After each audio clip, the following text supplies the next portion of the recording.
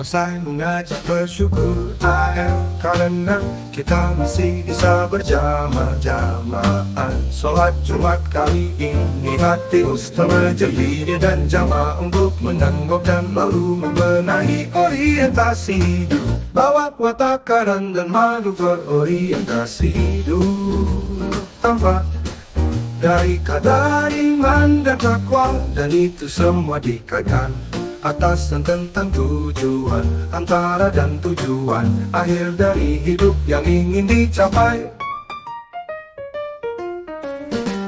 Bawa takaran dan malu berorientasi hidup tamat dari kadar iman dan takwa.